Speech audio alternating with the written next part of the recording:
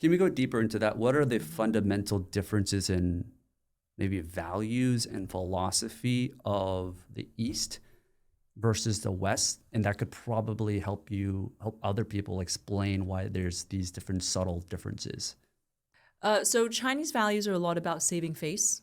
And that's why a lot of American businessmen will go to China and they'll have a meeting.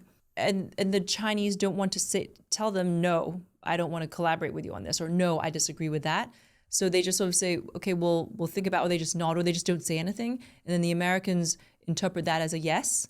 And they leave China thinking, yes, we nailed the deal, everything's gonna go smoothly, da da da da. But then they don't get what they wanted, and they're like, wait, but why, right? And it's because the Chinese don't like to say no to your face. So if anything, a lot of times they'll even make up a white lie. So for example, let's say like you invite me to something and I can't, or I don't want to go, or I can't go. I may even make up a white lie to say why I can't go. So that like, oh, my mom, my parents want me to do this, or when actually I'm going to another friend's dinner. Because it's about saving you the face of not, because if I told you, oh no, I'm going to this other friend's dinner, it's almost like, oh, but I'm choosing that friend over you. But if I say, oh no, because my grandparents are like, I have a work thing or this or that, then you will feel less bad about it.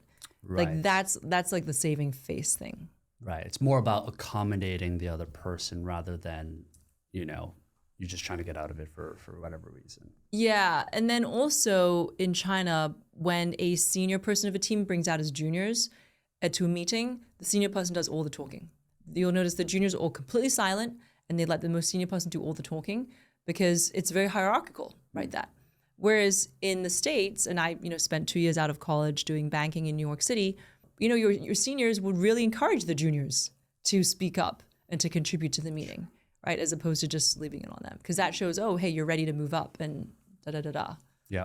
Yeah. Yeah, that makes sense. Just to wrap up on the social skill side, what are some of the highest ROI things that people can do to help improve their social fluency?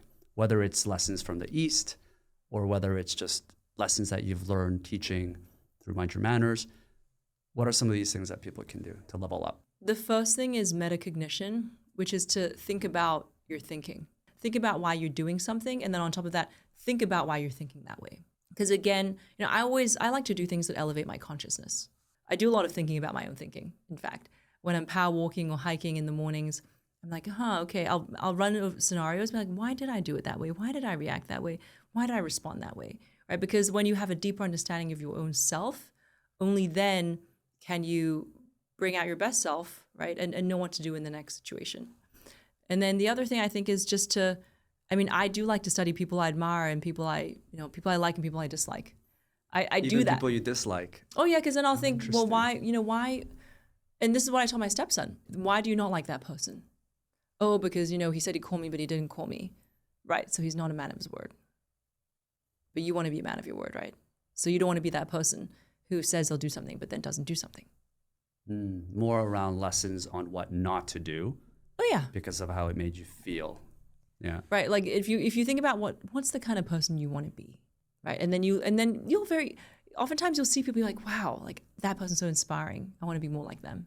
And figuring out why that triggers you in a certain way, because not everybody wants to be like this one person.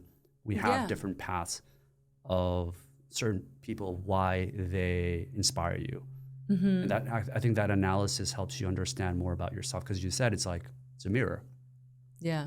Why does that trigger certain things out of you?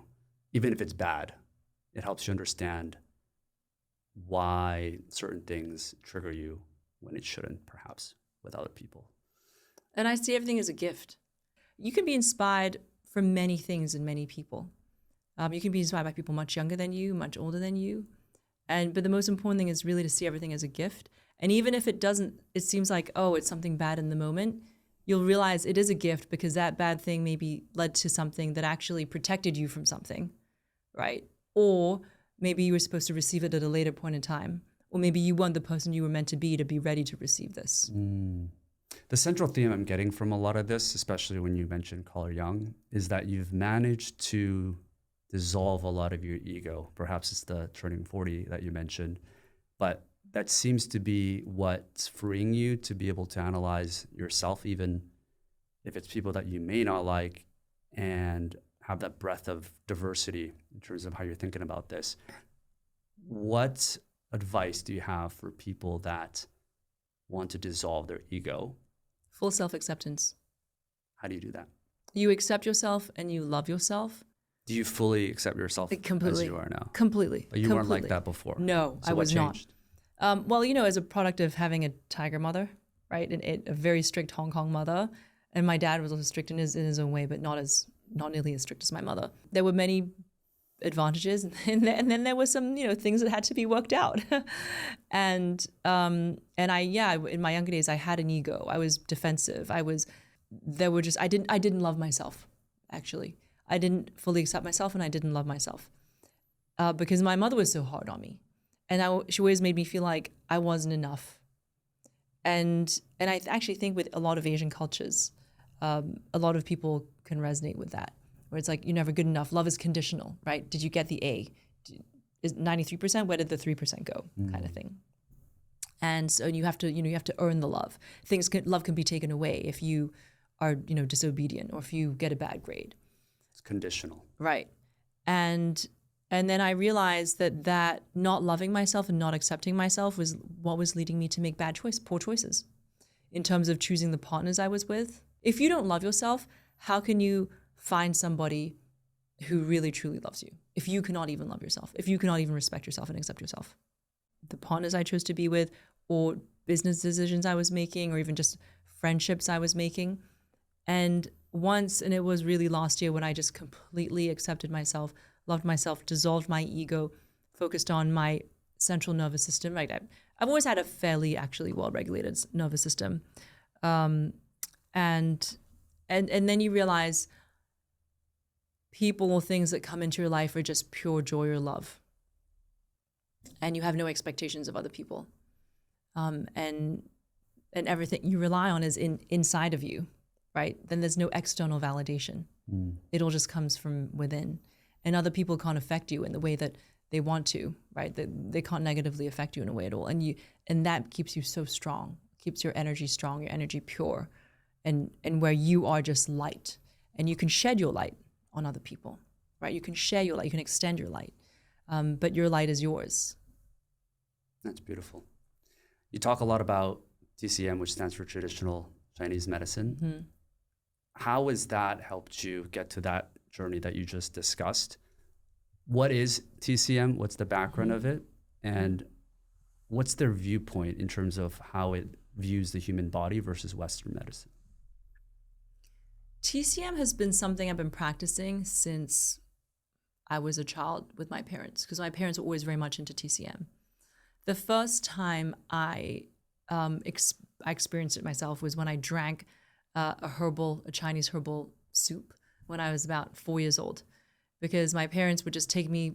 My parents were always in search of the next best TCM doctor. They would fly around mainland China, Taiwan, Hong Kong to go to meet different doctors. And sometimes they would bring me. And because I'd be sitting there, they'd be like, well, okay, feel our daughter's pulse. Put together a herbal soup for her. So I remember I was 4 or 5 years old, and I drank this really foul, thick, black-looking soup. And that was my first TCM drink. And then growing up in Hong Kong, of course, we also have acupuncturists and feng shui practitioners. I grew up with feng shui masters running around the house, so it was very second nature to me. When I was on my own in the States, I didn't have that access anymore. And it wasn't really until when I moved to Beijing to start my etiquette school in 2012, when I was 26 years old, that I really began doing a self-study of TCM practices and feng shui. And again, this was because all my girlfriends around me were into it, and I wanted to go native and I wanted to understand. And also I was just very curious about this. I always was interested in healing. So, I've been doing regular acupuncture, Tui Na massage, also all these sorts of things since China days, very regularly since I was 26 years old. And I would have to say the spirituality aspect didn't really come together till I moved to LA. So I feel like I pieced together the best of China and the best of LA in terms of, at least for me, doing journeys and breath work, right? Psychics, meeting really incredible psychics, different healers, all these things, and then bringing that together. That was my year of being 39 years old, my year of turning 40, which was December of last year, so at the end of the year. So culminated with those things. And so I feel like for me, I've brought, the best of the East and the best of the West, and just made what's worked for me. Yeah, I mean, I've grown up with, probably not as much as you, the herbal soups and the teas and everything. I feel like there's a running joke where in the West, if you are stressed or have anxiety, people say you should go to therapy, whereas in Asia, they just say drink this hot soup, right? Just like that's the cure for everything. It's a fundamental difference in terms of how they approach it, I guess. One of the potential criticism that people have around this is that, it's not all scientifically proven. How do the TCM community respond to something like that? Or is the idea of that everything should be scientifically proven missing the whole point of what, more of a healing journey should be? Yeah, actually, there are a lot of studies about traditional Chinese medicine and acupuncture. It's just that it's not recorded. It hasn't been recorded. Western medicine has a very particular way of doing their studies. And so, TCM was later on to the game, and because TCM didn't care about clinical studies to be FDA approved and da-da-da-da-da. It was really something you learned from a master, right? And you'd go to school for it, but you'd also follow a master. And you actually, usually as a follower, as a disciple under a good doctor, because that's actually how people learn trade. And actually, even the States originally, that's how people learned. When they were doctors, they would go follow and learn under somebody for a long time, and then once they had that experience, they'd come out and be a master on their own, basically. Until in the States, we then implemented all these systems, which kind of regulated everything and made everything sort of factory style.